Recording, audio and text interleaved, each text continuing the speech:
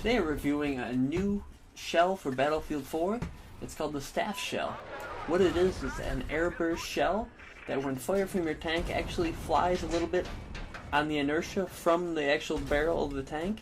And then a mini rocket motor clicks into the thing and it actually rockets towards whatever target you're shooting at and airbursts above the target, causing roughly 25 damage to tanks. The Staff Shell is equipped in your secondary weapon setup and is the last secondary weapon to be unlocked. After learning to use the Staff Shell, it is abundantly clear what the Staff Shell was added to the game for. It is definitely clear that DICE added the Staff Shell to Battlefield 4, to the tanks, to be used at extreme long distances. When I started using it, I was trying to figure out, okay, is this for taking out infantry, or is it for taking out vehicles? So I went to the weapons description page on the battle log, and it says it is a 120mm shell with a smart warhead that will identify enemy targets and explode above them for a critical hit. That left me wondering.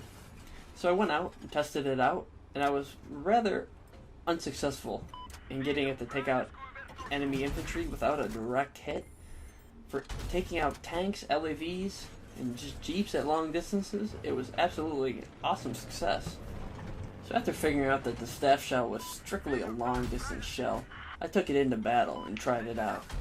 At first I went into some close quarters, kind of just how I would normally play a tank, just trying to cap flags and just fight against infantry, and it was rather frustrating, I would say the least. Due to the fact that you're losing your coaxial HMG or coaxial LMG, it's pretty hard to take on infantry targets because of the reload of the tank cannon.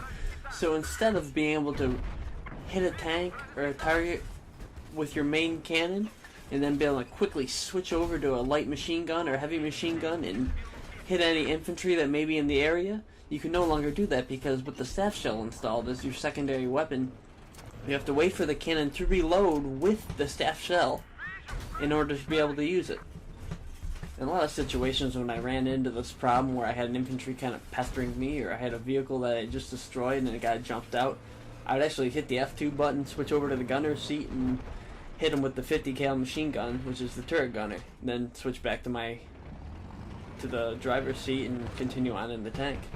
That being said, I always suggest that you tailor the loadout of your tank so you're more prepared to fight the long distance battle.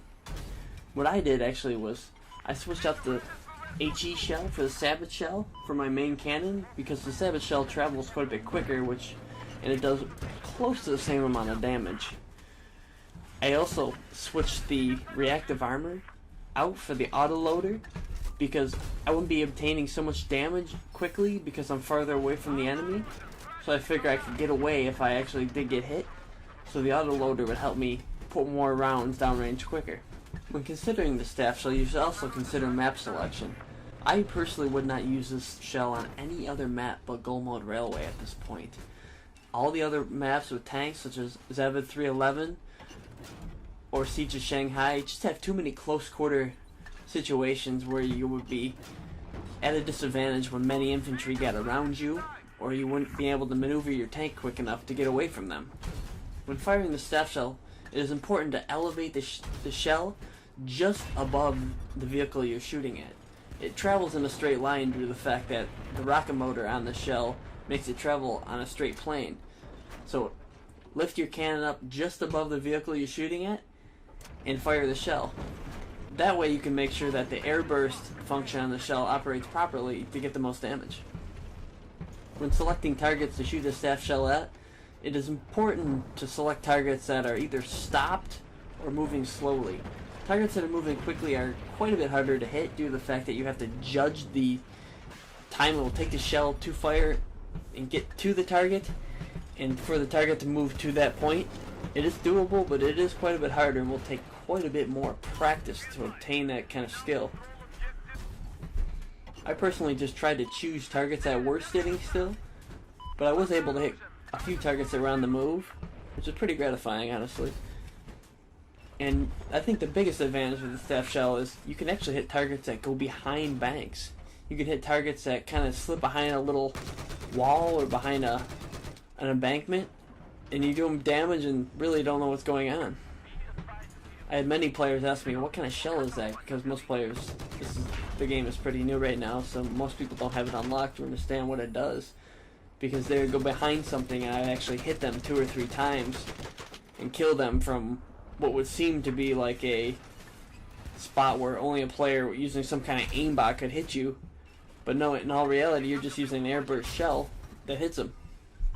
So in closing, this is a great shell for long-distance vehicle combat.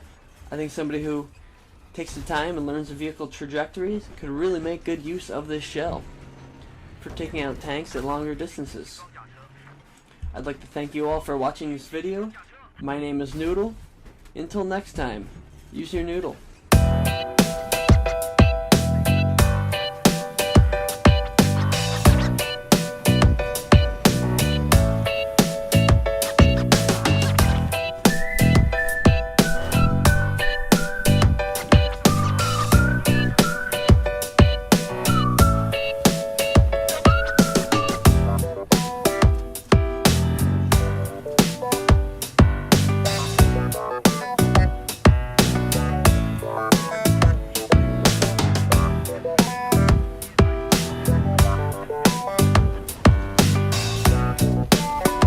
What?